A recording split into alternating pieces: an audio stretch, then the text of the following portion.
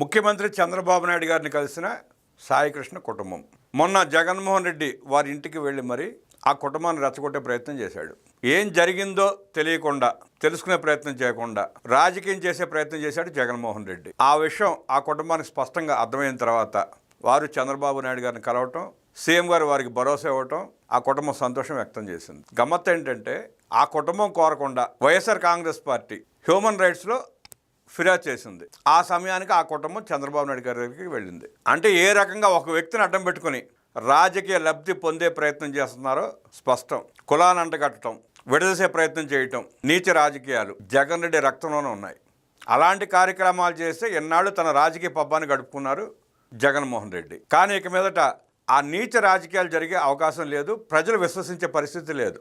అదిగో పులి ఇదిగో మేక అంటే ఒకసారి, 2 సార్లు, 3 సార్లు నమ్ముతారు. ప్రతిసారి అదే పదం ఉత్తరిస్తే బకరాయిది జగన్మోహన్ రెడ్డే, ప్రజలు కాదు. గత తన 5 ఏళ్ల పరిపాలనలో ఎన్ని దారుణాలు చేశాడో, ఎన్ని మోసాలు చేశాడో, ప్రజలను ఏ రకంగా వంచి వెన్నుపోటు పొడిచాడో స్పష్టంగా అర్థమైన తర్వాతే ప్రజలు తగిన తీర్పు ఇచ్చి, నువ్వు రాజకీయాలకు పనికిరావు జగన్మోహన్ రెడ్డి, మమ్మల్ని వదిలిపెట్టి ఈ రాష్ట్రం వదిలిపెట్టి వెళ్ళిపో అన్నారు. తీర్పు వచ్చిన తర్వాత అలాగే పారిపోయాడు.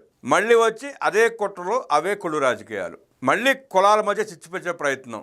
నిన్ను నమ్మంగాక నమ్మం జగన్ రెడ్డి, మా వద్దకు రావద్దు బాబు అని మొత్తుకుంటున్నా బలవంతంగా వెళ్ళిపోతున్నాడు ఇళ్ళకి. సరే, ఓడిపోయిన తర్వాత ఎవరి దగ్గరికి వెళ్ళి పలకరింపులు చేశాడో, ఎవరిని ఓదార్చే ప్రయత్నం చేశాడో ప్రజలకు స్పష్టం. తెనాలి బ్లేడ్ బ్యాచ్, గంజాయి బ్యాచ్, సత్యనపల్లి చూస్తే అక్కడ ఆకు రౌడీ. ఇదే తీరు, ఇదే తంతు. గంజాయి అమ్మేటోళ్ళు, రౌడీలు, వీళ్ళు తప్ప జగన్ రెడ్డికి ఇంకెవరు దొరకరు. అంటే వాళ్ళని పరామర్శిస్తే, వాళ్ళకి మద్దతు ఇస్తే, నేను ఎక్కడికి వెళ్ళినా ఈ దొంగల ముఠ, ఈ బ్లేడ్ బ్యాచ్, ఈ గంజాయి బ్యాచ్ నా వెనకాల వస్తారనే ఉద్దేశంతో ఆ కార్యక్రమాలు తప్ప ప్రజల సంక్షేమం కానీ, ప్రజల సమస్యలు కానీ ప్రస్తావించే ప్రశ్నే జగన్ దగ్గర లేదు. విజయవాడలోని కృష్ణలంకకు చెందిన గాదే సాయికృష్ణ తల్లి విజయలక్ష్మి కుటుంబ సభ్యులు సీఎం చంద్రబాబును కలిశారు. తన కుమారుడి అదృశ్యంపై విచారణ జరిపి న్యాయం చేయాలని విజయలక్ష్మి కోరారు. ఈ సందర్భంగా ఆమెకు సీఎం ధైర్యం చెప్పారు. ఈ ఘటనపై నిష్పక్షపాతంగా ఉన్నత స్థాయి దర్యాప్తు చేయిస్తున్నామని తెలిపారు.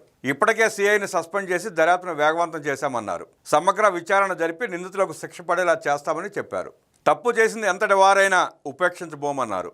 కుటుంబానికి ప్రభుత్వం అన్ని విధాలుగా అండగా ఉంటుందని భరోసా ఇచ్చారు. న్యాయం చేస్తామని సీఎం హామీ ఇవ్వడంపై విజయలక్ష్మి సంతృప్తి వ్యక్తం చేశారు. తమకు జరిగిన అన్యాయాన్ని సీఎం చంద్రబాబుకు చెప్పామని సాయికృష్ణ మేనమామ ముళ్లపూడి నవరంగ్ తెలిపారు. కుటుంబ సభ్యులతో సీఎంను కలిసిన అనంతరం మీడియాతో ఆయన మాట్లాడారు. సాయికృష్ణ తల్లి బాధను సీఎం చంద్రబాబు అర్థం చేసుకున్నారు. బాధ్యులైన అధికారులను శిక్షిస్తామని ఆయన చెప్పారు.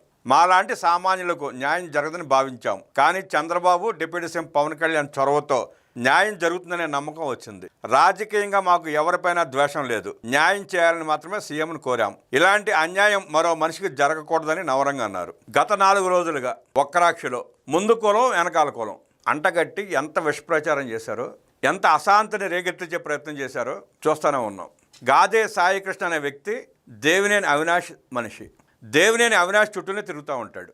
ఆ విషయాన్ని ప్రస్తావిస్తే కులాన్ని అంటగట్టడం కుదరదని అంబటి రాంబాబు అనే వ్యక్తిని లైన్లోకి దింపారు.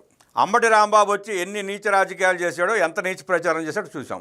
సాయికృష్ణ చేతిలో మృతి చెందిన వ్యక్తి ఫోటోను తీసుకొచ్చి ఇతనే సాయికృష్ణ అంటూ ఎలా విషప్రచారం చేశాడో చూసాం. తప్పుడు ఫోటోతో తప్పుడు ప్రచారం చేసిన అంబటి రాంబాబుని ఎందుకు అరెస్ట్ చేయాలని చెప్పి ప్రజలు ప్రశ్నిస్తున్నారు.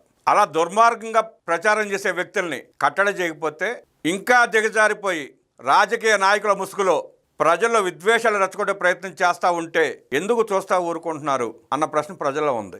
ప్రజలు బలంగా కోరుకుంటున్నారు.